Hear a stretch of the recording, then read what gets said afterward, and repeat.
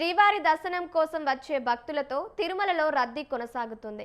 ఎలాంటి టోకెన్లు లేని భక్తులు సర్వదర్శనం చేసుకోవడానికి సుమారు 24 గంటల సమయం పడుతుంది. భక్తుల రద్దీతో క్యూ లైన్లు బాట గంగమ్మ ఆలయం వరకు విస్తరించాయి.